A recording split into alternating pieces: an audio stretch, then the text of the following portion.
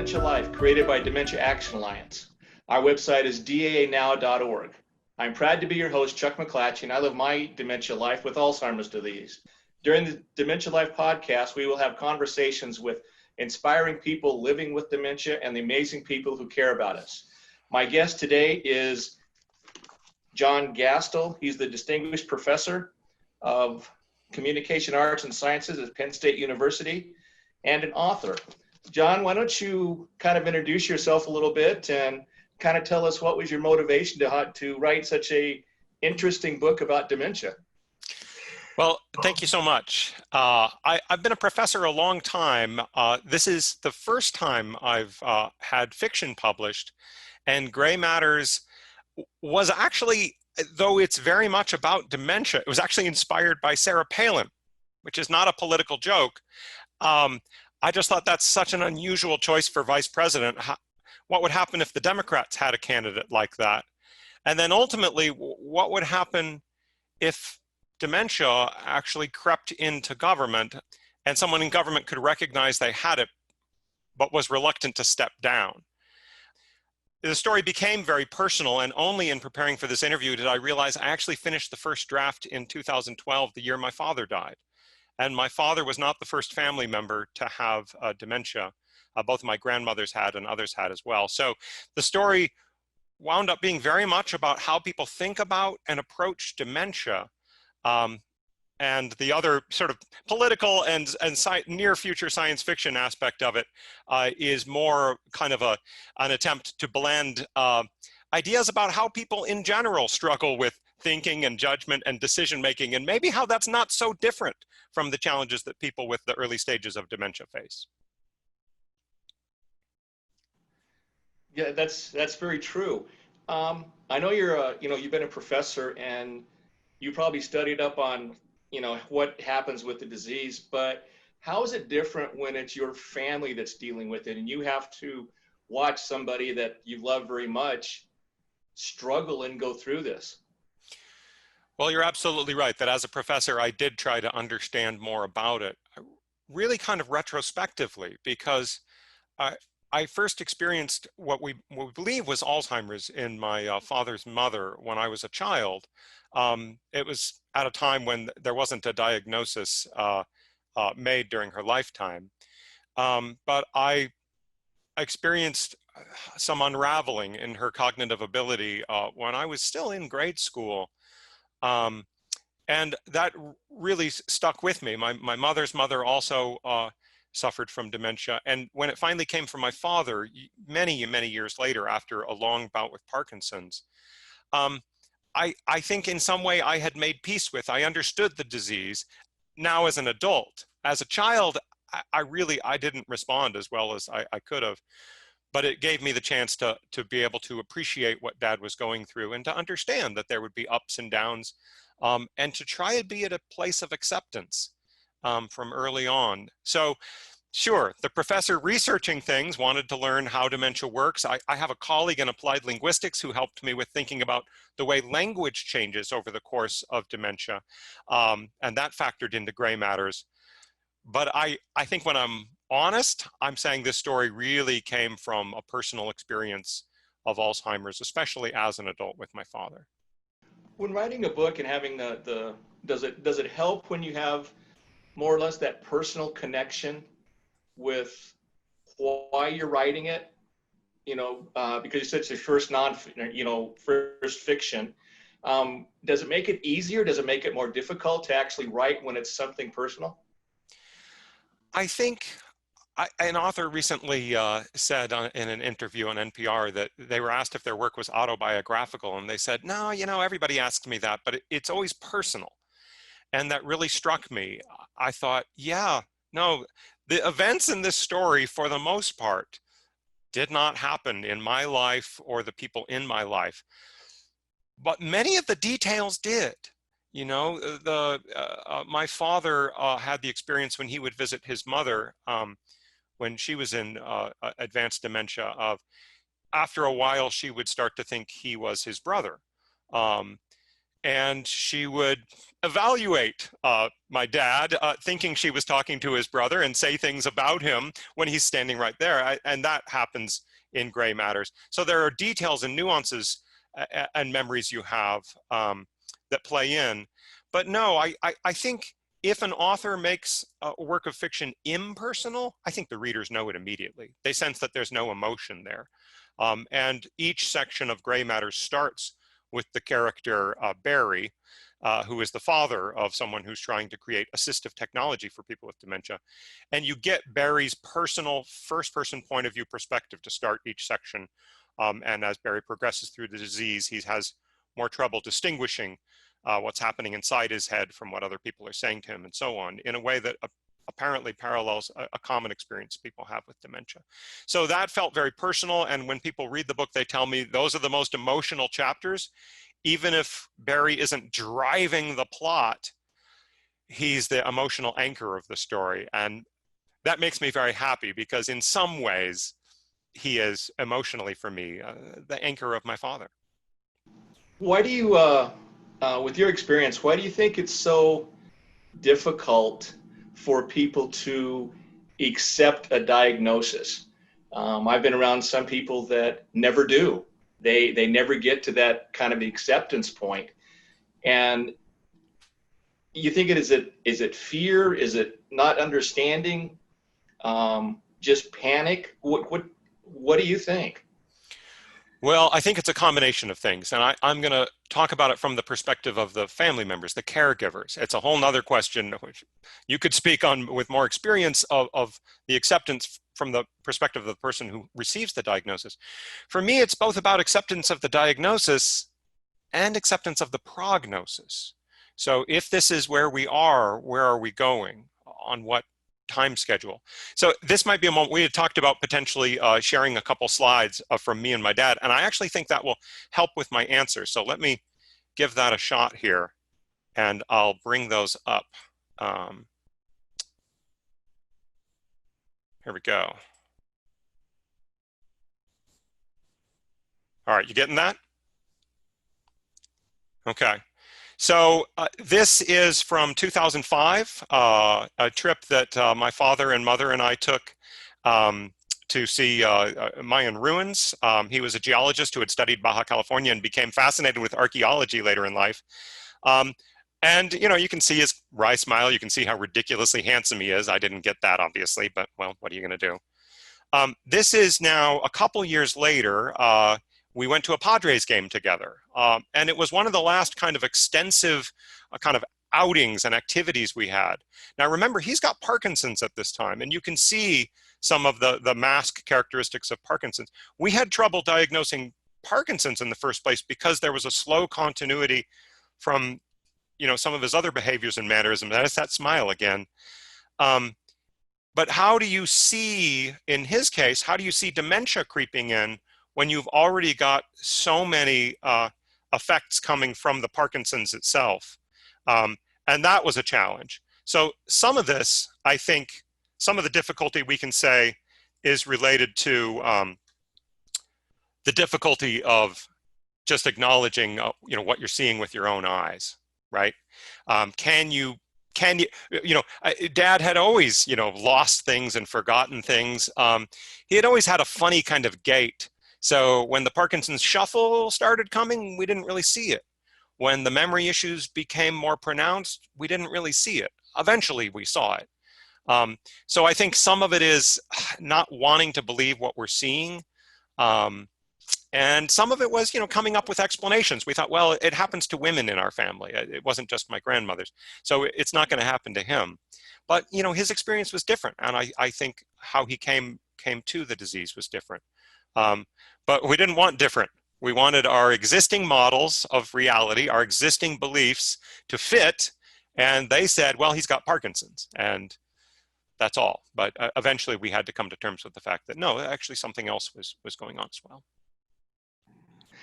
Yeah, I agree with what you said about, you know, the acceptance. And I guess watching somebody do something, I know for my sake, you know, Bobby kind of had to step in finally when we had that aha moment, because I didn't see all the things I was doing. Well, she did. And there's a lot of people that just, I did it in the beginning. I blamed it on other things. Well, I was tired. It was this, it was that, it was everything else. But it's hard for family members to see their loved one decrease, and the first thing that comes to their mind is the end stage. That's why, it's so important for people to understand that when your father, had Parkinson, you still loved him, you took him out, you did things with him. And too many times there is the people that want to protect them. So they put the whole family around them, they protect them, and they're doing all the wrong things for the right reason. Have you seen that? Absolutely. And Gray Matters approaches this both kind of directly and a little more satirically. Directly, I mentioned the character Barry Sanders, coincidentally the name of a Detroit Lions famous running back, which factors into the story. I'm a huge Lions fan. This is a Lions shirt, though you can't see it.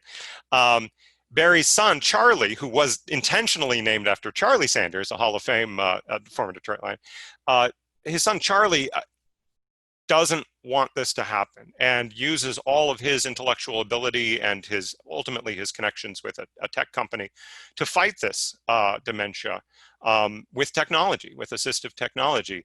And that's where his energy goes. He actually doesn't see his father very much because he's trying to save him so much. And I think that tragedy can kind of happen, that it's almost easier to not have to confront the reality of your family member's challenge, but instead confront the disease and attack the disease. And that's where your emotional energy goes, which will drain your batteries. It's approached more satirically in a character named Mahatma Golden, who goes to India and comes back potentially not well. I said that, in an odd way, Sarah Palin inspired the story. And the question was, what if someone became the vice presidential nominee in the Democratic Party? How would they respond if they were a little different? And Mahatma Golden has a very strong belief that dementia is not real. That his best-selling book was Be There Then, about your future self. And that dementia is actually people who are starting to cross the bridge into the future, and they sound confusing to us because we're not listening, and that you have to honor that, right? And it's absurd. It's a completely absurd set of beliefs, but it's very attractive. And he has a big following, right? People want to believe something else. So that obviously is satire, but I think we do see it in people refusing to accept, as you say, the diagnosis and then ultimately the prognosis. Well, I think too that I'm glad you brought that up, because when people see somebody with dementia, and it's the only disease that you're automatically put in a different category. He has dementia. And there is so much life and to be lived that's one of the hard things to get through. When I talk to caregivers who have lost parents, and there's so much guilt with them. Well, I should have done this. I didn't know about this. When I try to tell them, I said, there's not a book. There's not a book of, dementia for dummies. It's not out there yet, because every person is different. And as a care partner, all the stress is on you, because it gets to a point where we are not conscious of it anymore.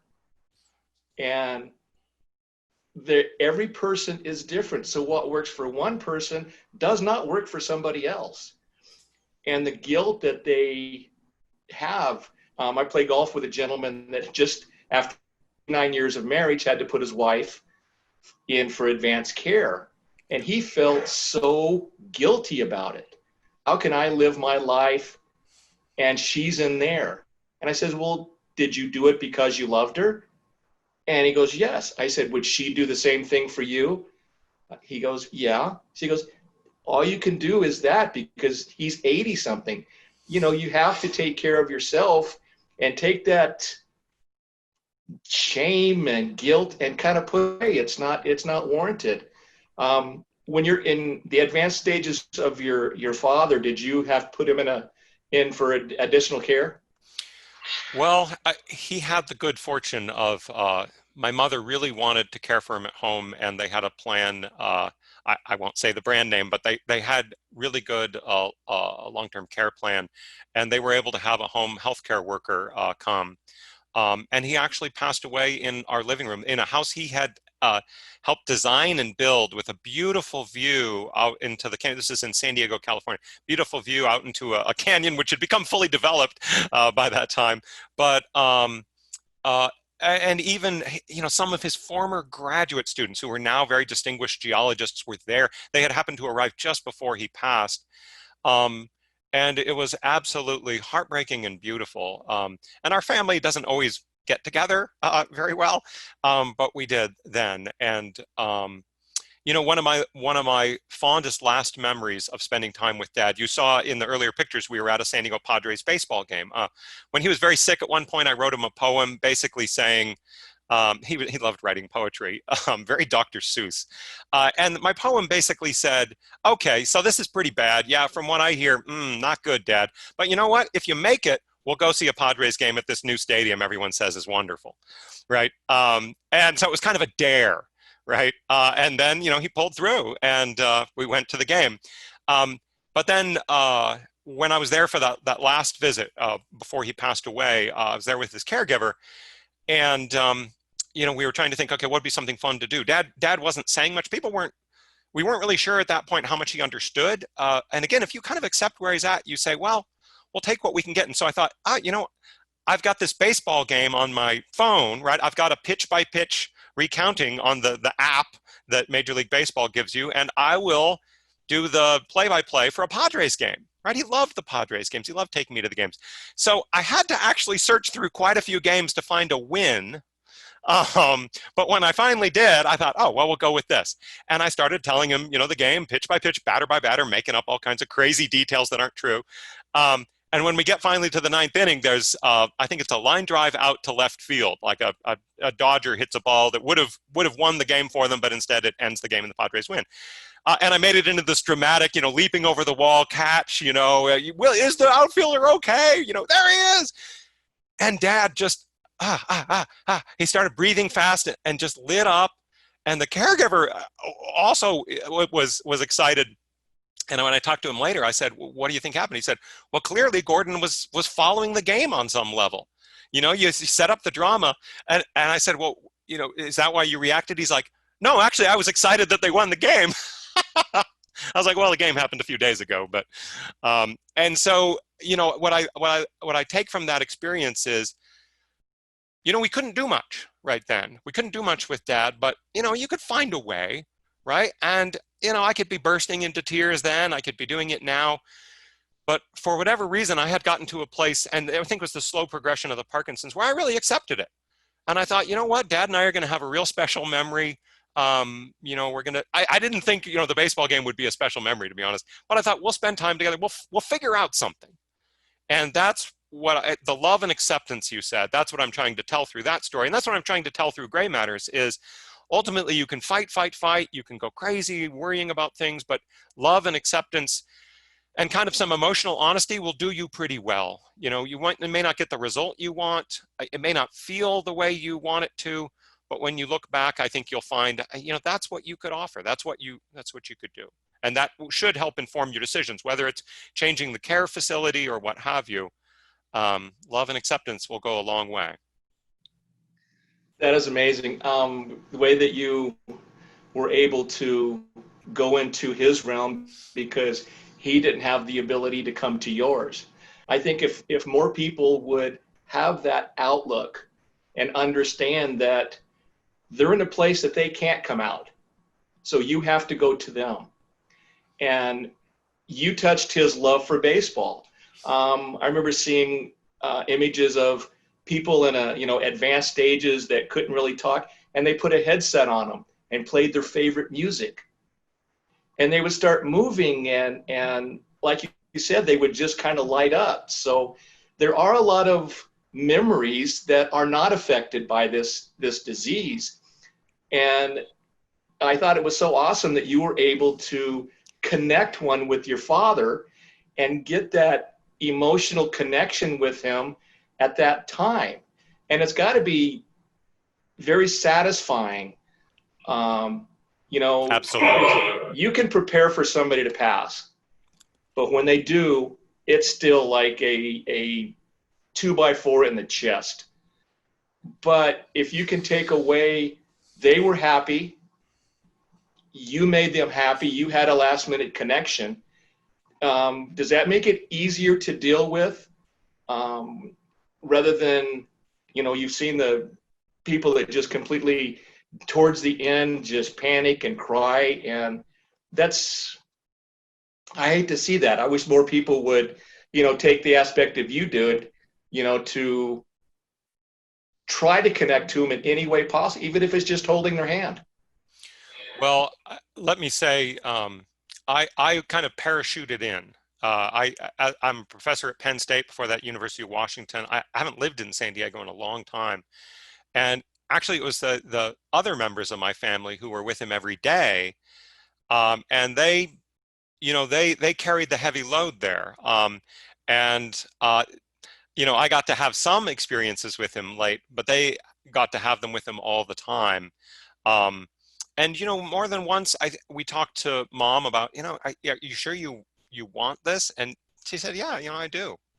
I do want to do this. And one of my brothers, a couple of my brothers, both of my brothers, I guess, also saw him a lot and helped with just everything from, you know, the mundane things to the physically, you know, moving him on his bed and so on.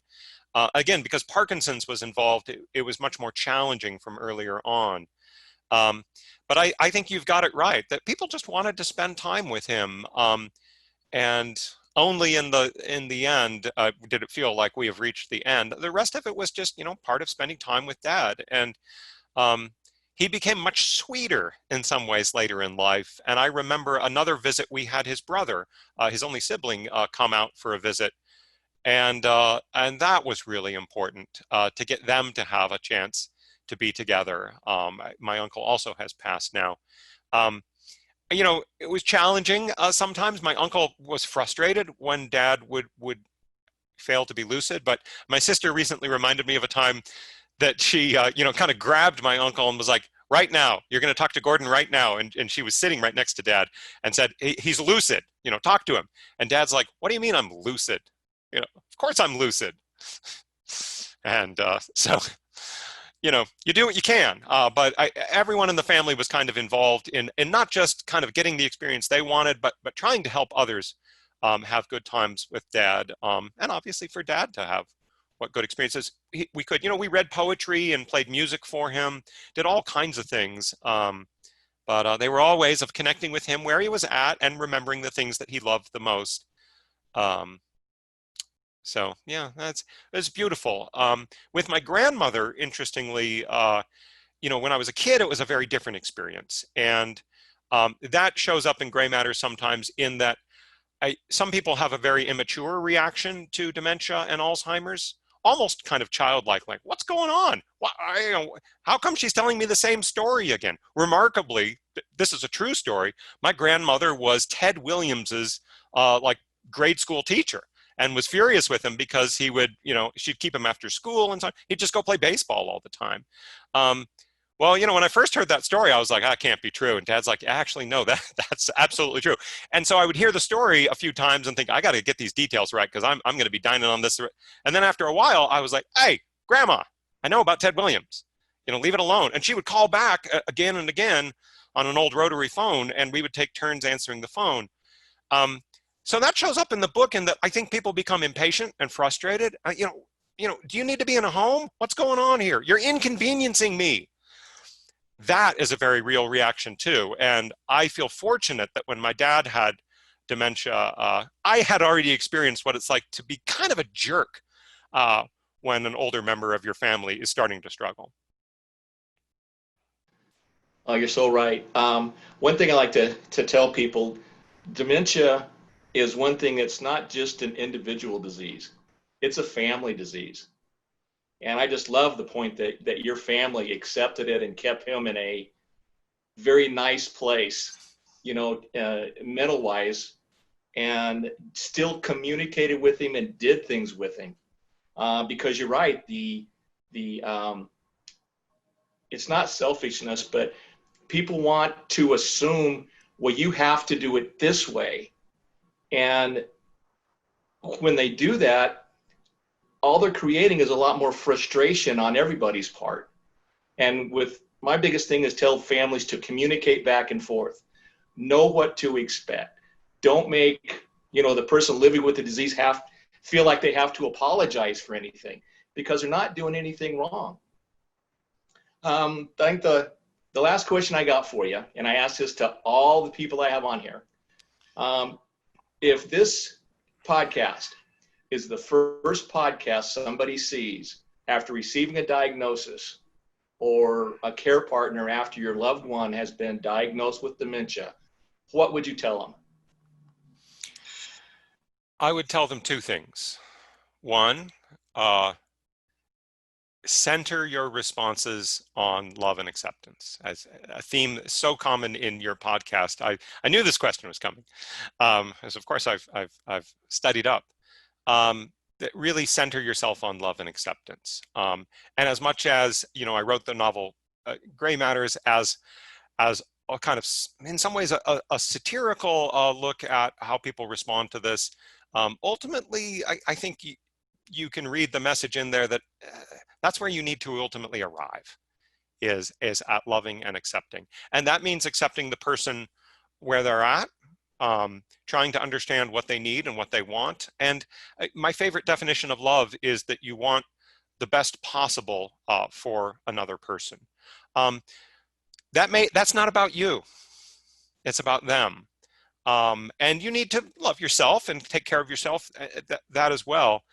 But I think if everyone can kind of get on the team with that, you can be honest about what resources you have and what resources you don't have.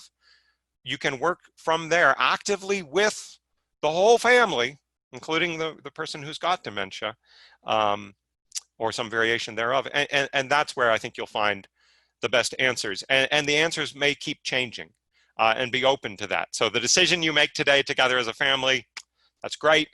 And we'll just keep coming back together. It can bring a family closer together if you take that approach. And that's what I would hope, is that people listening to or watching this podcast will say, oh, well, that's a hopeful message. I'm going to share that with my family, and we'll see where we can get. John, I loved you said that, because you should be talking before massive groups of people about how you and your family dealt with what went on. Because that could be a poster child of, this is what is possible.